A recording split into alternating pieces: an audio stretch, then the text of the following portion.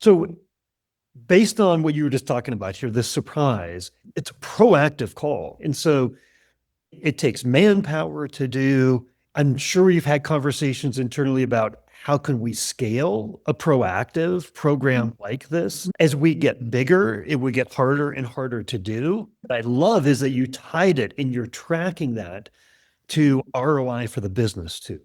That helps, I am sure, in these conversations internally about, do we continue this kind of a program? How can we afford to do this kind of a program?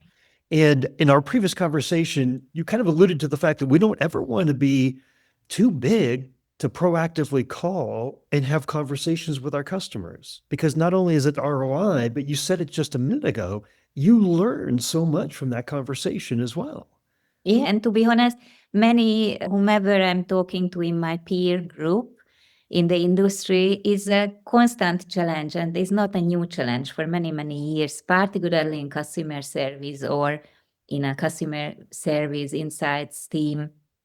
How to prove the value is also a very typical CXO, CCO challenge. How to prove that our function has relevance, how to engage the leadership, especially the upper level of the leadership, how to bring back this value to the company without just looking to and sounding too blurry or overwhelming, or maybe one day in the future, but okay, beautiful framework, but then what? And I think these are really those things what we can do, starting small, testing in an idea, and really measure everything, both from company perspective, financial perspective, which could be retention, be it customer LTV, or all of these together.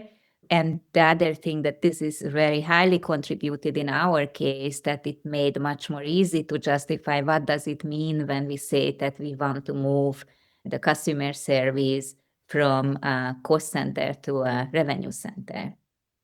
So there have been multiple, let's say, use cases where this supported a lot, this kind of learning, and super simple. Well, what you just said there is so important because even today, a lot of upper management, C-suite executives, still look at the contact center as a cost center. It's one of the biggest overhead costs in the business. Yet we know it's a revenue center. We know we're having more conversations with the customer than anyone else. We know we can help support every single department in the company. Back to your Amazon experience, they're the most customer obsessed company in the world. They're known for that. There's not a company alive, though, that says, we're not customer obsessed. We're not customer driven, but it's the actions speak louder than words. Are you truly acting like that? And one of the first things, and I'd love to have you answer this, one of the things that makes a company truly customer obsessed is having the contact center, the leadership have a seat at the table. Because if you don't have a seat at the table, that voice of the customer is not coming through. Yes.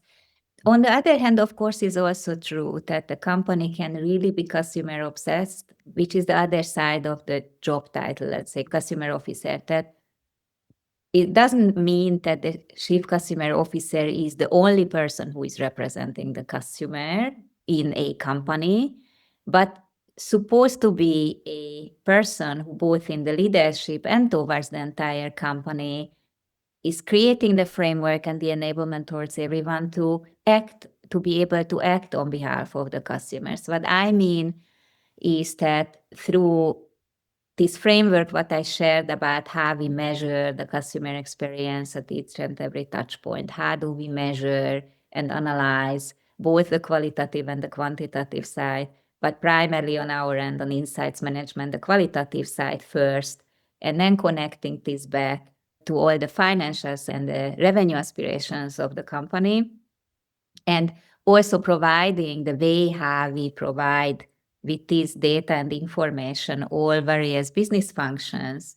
How do we democratize this data and enable the people, both within the customer service team and outside of the customer service team, to actually act, not just read data, but act on behalf of the customers, because they will have the confidence that they know based on all of that, and hopefully relatively easy way what to do for them giving them confidence that they approach and prioritize the right things for the customers. I think this is the power here, and this is where this moves from words, positions, job titles, fancy framework to really innovative capability to real customer obsession, I would say, that I want to know, I work on all of these opportunities, both as individual and teams, based on a shared playbook and a shared agenda, and that we also create the room that people have access to all of these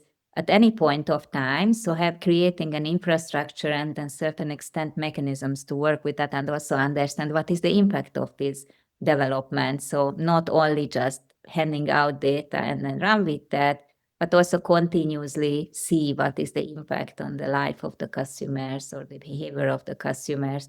So this kind of ecosystem, which is really creating the obsession over time.